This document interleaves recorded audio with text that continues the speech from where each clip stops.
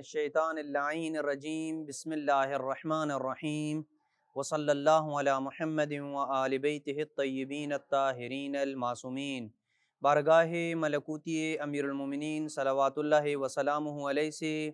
Programme مکارم اخلاق کے ساتھ اپنے مومنین کی خدمت میں حاضر ہوں۔ امیر المومنین صلوات اللہ وسلامہ علیہ سے منقول ہے کہ ایک شخص حضرت ختمی مرتبت صلی اللہ علیہ وآلہ وسلم کی خدمت میں حاضر ہوا اور پیغمبر اکرم صلی اللہ علیہ وآلہ وسلم سے ایک گزارش کی، یا رسول اللہ علمنی عملا یحبنی اللہ علیہ ویحبنی المخلوقون، کہ اے رسول خدا مجھے ایک ایسا عمل تعلیم دیجئے جس کے نتیجے میں محبوب خدا بن جاؤں، وَيُحِبُّنِيَ الْمَخْلُوقُونَ، اور اللہ کی مخلوق کا بھی میں محبوب بن جاؤں، یعنی اللہ بھی مجھ سے محبت کرے اور اللہ کی مخلوق بھی مجھ سے محبت کرے۔ وَيُثْرِيَ اللَّهُ مَالِي، اور اس عمل کے نتیجے میں اللہ میرے مال و دولت میں بھی اضافہ کرے۔ وَيُصِحُّ بَدَنِي، اور اس عمل کے نتیجے میں اللہ میرے بدن کو امراض سے محفوظ رکھے۔ وَيُطِيلُ عُمُرِي، اور اس عمل کے نتیجے میں اللہ میری عمر میں بھی اضافہ کرے۔ وَيَحْشُرُنِي مَعَكَ،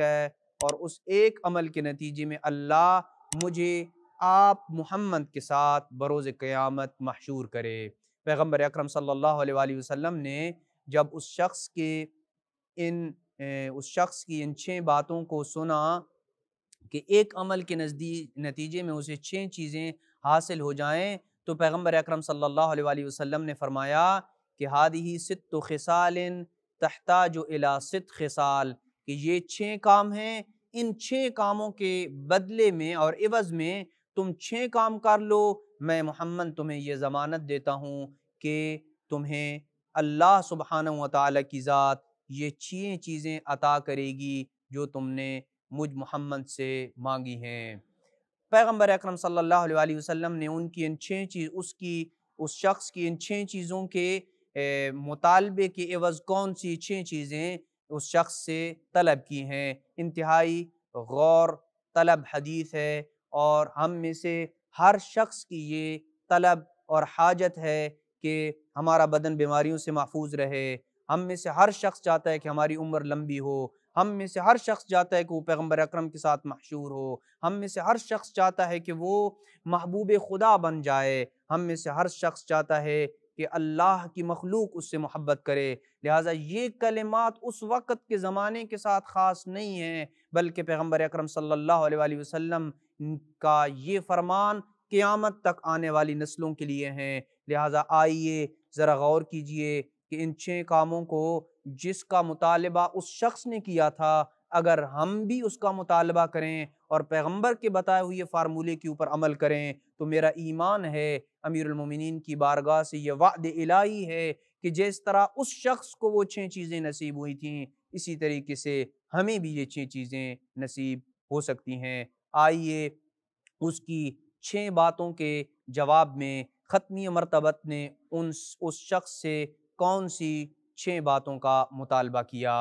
پہلی بات، پیغمبر اکرم نے فرمایا اذا اردت ان یحبک اللہ، اگر تو چاہتا ہے کہ تو محبوب خدا بن جائے، فخف ہو واتقہ، تو تقوی خداوندی کو اختیار کرو اور ڈرو۔ تقوی خداوندی کا ادنا درجہ یہ ہے کہ انسان اپنے واجبات کے اوپر عمل کرے اور محرمات الہیہ سے اجتناب کرے۔ جب کوئی شخص اللہ کے محرمات سے اجتناب کرتا ہے اور اس کے واجبات کو انجام دیتا ہے تو یہ شخص متقی بن جاتا ہے، اور یہ اللہ کا بھی وعدہ ہے کہ جب کوئی شخص متقی بن جاتا ہے تو اللہ ایک تو اس کے عمل کو قبول کرتا ہے، اور دوسرا متقیوں کا امام علی ابن ابی طالب بن جاتے ہیں۔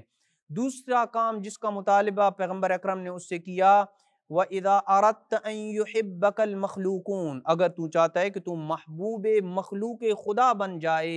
فَأَحْسِنْ إِلَيْهِمْ، تو پھر لوگوں کے اوپر احسان کرو، وَارْفُضْ عَمَّا فِي أَيْدِيهِمْ، تو پھر لوگوں کے ہاتھوں میں، ان کی ملکیت میں جو چیزیں ہیں ان کی طرف اپنی نگاہیں، ان سے نگاہیں موڑ لو۔ وہ اللہ جس نے دیگر کو اپنی نعمتوں سے نوازا ہے، پس اللہ سے مانگو، وہی اللہ تمہیں ان نعمتوں سے نوازے گا، اور اپنی نگاہوں کو دیگر لوگوں کی اموال اور ان کی مال و دولت کے اوپر نہ ٹکاؤ۔ تیسری وہ چیز جس کا مطالبہ پیغمبر اکرم نے اس سے کیا،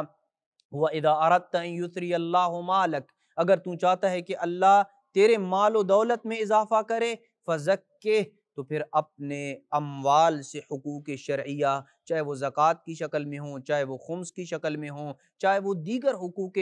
مالیہ ہوں، ان کو ادا کرتا چلا جا۔ اللہ تیرے مال و دولت میں اتنی برکت ڈالے گا کہ کسی انسان کے سامنے تمہیں ہاتھ پھیلانے کی ضرورت نہیں پڑے گی۔ چوتھا وہ کام جس کا مطالبہ ختمی مرتبت نے اس سے کیا، وَإِذَا أَرَدْتَ أَن يُصِحَّ بَدَنَكَ، اگر تو چاہتا ہے کہ تیرا بدن بیماریوں سے محفوظ رہے، فَأَكْثِرْ مِنَ الصَّدَقَةِ، تو اللہ کی راہ میں زیادہ سے زیادہ صدقہ دیا کرو۔ واقعاً صدقے کے متعلق اگر گفتگو کی جائے تو وقت کے دامن میں گنجائش نہیں ہے، لیکن چند صدقے کے متعلق روایات رسول اکرم صلی اللہ علیہ وآلہ وسلم کو بیان کروں گا۔ صدقہ فقط یہ چیز نہیں ہوتی کہ انسان اپنے جیب سے کچھ مالی چیز کو نکال کے، پیسے کی صورت میں نکال کے مومنین کو یا کسی مستحق کو دے تو وہی صدقہ کہلاتا ہے، نہیں، بلکہ صدقے کے وہ مصادیق کے جو ہمارے اذہان میں نہیں ہیں، پیغمبر اکرم صلی اللہ علیہ وآلہ وسلم نے اسے بھی صدقہ قرار دیا ہے۔ فرمایا الکلمۃ الطیبہ صدقۃ، بہترین اور پیارا کلمہ، کسی سے اچھی بات کرنا، یہ بھی کلمہ ہے۔ فرمایا کل خطوۃ تخطوها الی الصلاۃ صدقۃ، ہر قدم جو تیری گھر کی دہلیز سے اٹھ کے مسجد کی طرف یا نماز کی طرف یا اپنے مصلی عبادت کی طرف بڑھتا ہے، یہ تیرا ہر قدم جو ہے وہ صدقہ شمار ہوتا ہے۔ تبسمک فی وجہ اخیک صدقۃ، اپنے مومن بھائی کے سامنے مسکرا دینا یہ بھی صدقہ کہلاتا ہے۔ وارشادک الرجل فی ارض الضلال لک صدقۃ، ایک ایسا ملک، ایک ایسی زمین جہاں پہ گمراہی کے اسباب متعدد ہوں، ایسی جگہ پہ کسی ایک انسان کی ہدایت کرنا اور اس کی رہنمائی کرنا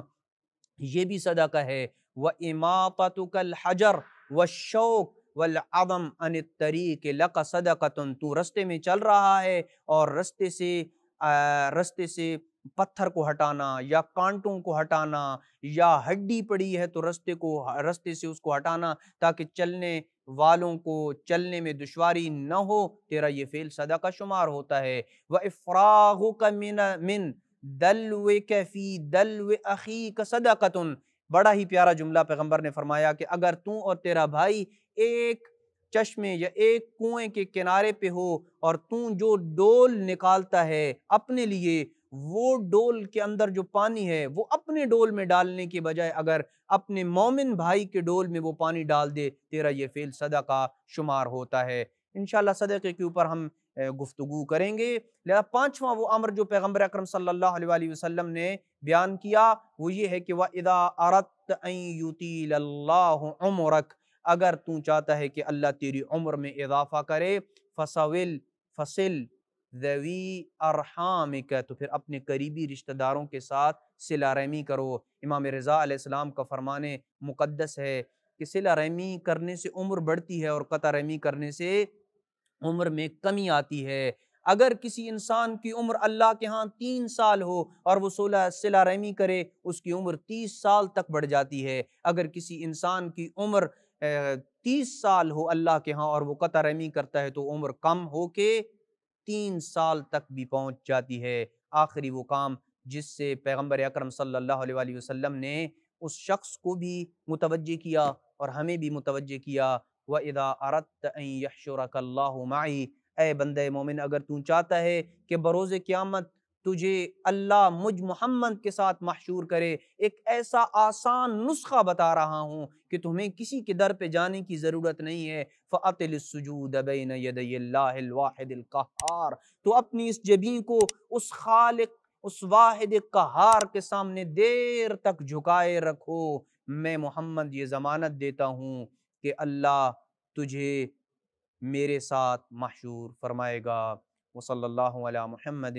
وآل بیتہ الطیبین الطاہرین المعصومین۔ اللہ۔